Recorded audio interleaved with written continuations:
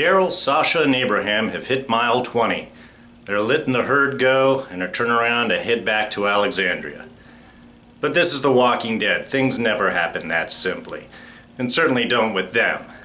So Abraham and Sasha spend the night in town, and Darryl takes a little walk in the woods. On this week's The Walking Dead, Season 6, Episode 6, Always Accountable. Alright, so, spoilers ahead, so you've been warned. So this week's episode takes a little step back. It's one of these slower episodes, not as much action happening, but a lot of setup for the rest of the season, a lot of setup for storylines that are going to be coming forward. So we're going to start out with Abraham and Sasha. And the episode title, Always Accountable, comes from a speech that Sasha gives to Abraham. Now, Sasha has gone through her own darkness with the loss of her love, with the loss of her brother. She went through a really dark space where it looks like she didn't really care about life or death and has been pulling herself back out. Now, Abraham at this moment is going through a similar type of stage. After the failure for the search for the cure and finding out that that was all BS, he's been kind of in a little middle space. And I think with the death of Deanna's husband and the time that's allowed to be spent in Alexandria, I think the intensity of the moments are coming through. He's having to really kind of face the reality in a slow burn kind of way.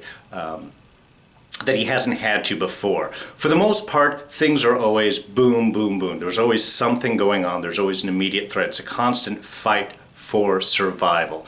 And in which case, the choices you make are to live or to die. And the consequences of those are not always evident. There's not always these smaller moments. Now that they're in Alexandria, now that there's time to reflect, to think about an actual future, the decisions we make and the consequences of those decisions are a lot more magnified. And that's really what Sasha is trying to bring up to Abraham. Abraham is losing it. Every character in Walking Dead goes through this arc, goes through this storyline in one way or the other. Of the intensity of the losses, of the situation, of the world gets to everybody. And everybody faces it a little differently and goes through this journey. Sometimes they lose their mind and they go off. The heroes or group are usually able to pull through those tight moments, get through the darkness and see the light ahead to sort of re-embrace life and living forward into the future and not just for the moment. And that's really, again, what Abraham's struggle is back and forth with this episode. We've seen him as he's run out and chased the walkers and got back into the car, and his attitude towards things. It's just very intense. Fight, do it now, but not really considering the consequences of his actions. So when he gets up to the bridge and faces the walker with the RPG on the back and climbs out to get it, he is quite literally facing his demons and trying to pull back from the brink. It's a very literal and figurative moment for him right there. He's tussled up, he's face to face with the walker. It could bite him at any moment, and he screams at it almost in a walker-esque rage himself. But seeing that intensity, seeing the soldier, seeing the bite, seeing that, and Sasha's words to him do finally get through, and he is actually able to pull himself back from the brink. And he is rewarded. He gets to enjoy his cigar, and then, of course, the walker falls through and drops to the ground below, leaving the RPG right there for Abraham to grab. Now, of course, after this, there was a little bit of, personal moment between Sasha and Abraham. That might go somewhere, that might not. I wasn't really feeling the draw between the two of them, but that's something that could develop. With the intensity of the world they live in and the kind of anything can change at any moment, probably want to be grabbing onto those reasons to live there. Of course, he still has Rosita back in Alexandria, so I think that might be one of the loose ends Sasha would refer to that he has to sort of tie up and deal with before anything else goes on. But I think she might be open to it. I think the statement, "a man knows." Okay, it can be cheesy, but I think with the confidence that it says, the sort of embracing that is kind of attractive to people. I think that confidence just generally is. So whether she's really considering that or not, that does open the door for these things to happen going forward. Now, meanwhile, we have Darryl, who has his little walk through the woods and little encounters with the trio. Now, they don't really give too much. There's Tina's name, who ends up, getting eaten by the glass-encased walkers later on. The other two referred to are Honey and D. That ain't right. I'm the only D here. And the D, I think, refers to Dwight, who is one of the characters that is linked to the Saviors, another group from the comic books that are rumored to be coming in this season. And those are probably the individuals that we ran into in the midst of the woods. We know they're not the wolves. One, they're better dressed, they're cleaner, they have guns, and they're not batshit crazy. Everybody here seems very focused. We don't get to see any of the faces except for the one guy that gets his arm cut off, which is a great move. Using the walkers as just a bait. Oh, yeah, over here, huh? What? Ah! Love it, love it. And it does bring up a couple of things. One, they're quick and they're smart. He knows what's happened. He calls Wade over and just asks him, cut it off. So these are quick. These are not crazy. These are not irrational people. They have plans. They are equipped. They are a group. So just the little bit that we see, whoever they are, we know is probably going to be a very dangerous group for Rick and the gang to run into. And they have this mantra that Honey, the girl, kept repeating. It's ours. We earn what we keep. And I believe that is going to refer back into this particular group and their philosophy towards things. Now, Dwight is in the comic books, Dwight is the crossbowman.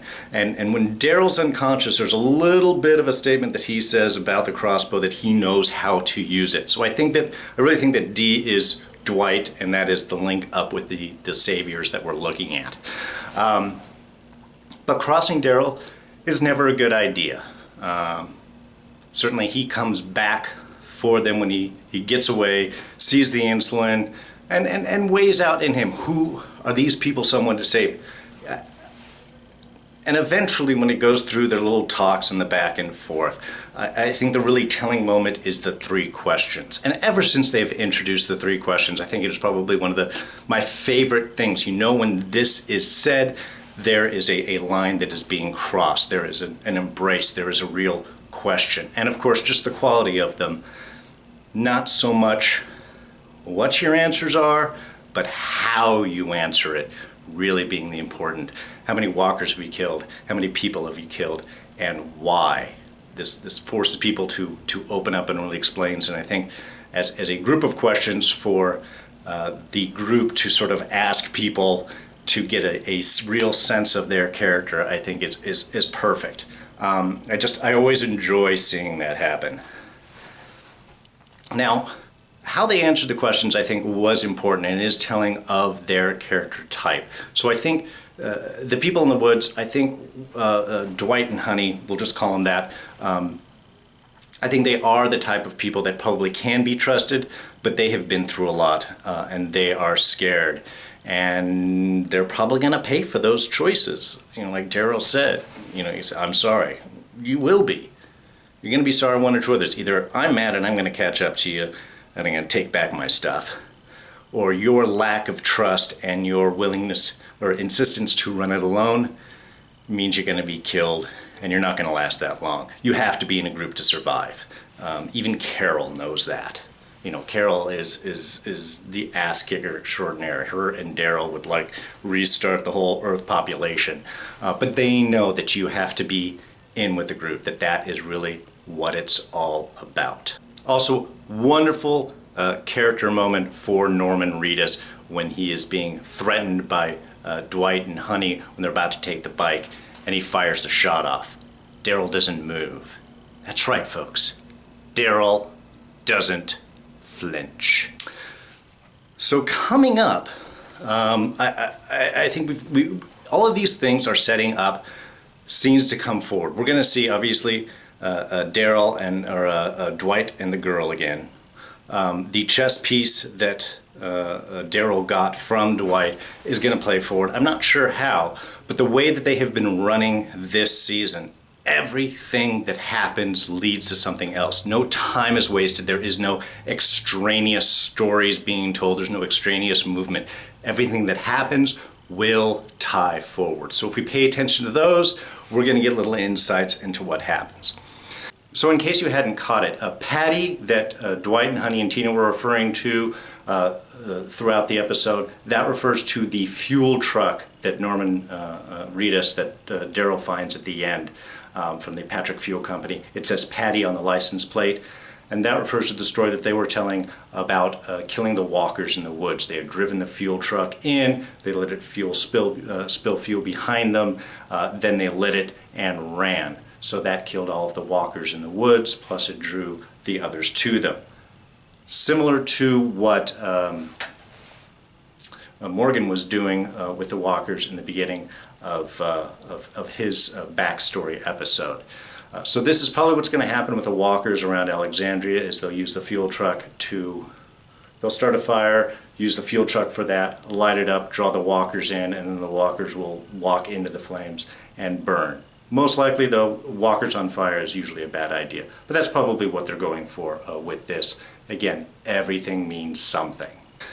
So at the end, when they're driving off and heading back home, we get the voice on the radio. And there's been a lot of questions about who is this? Is it Glenn? No, it's not Glenn.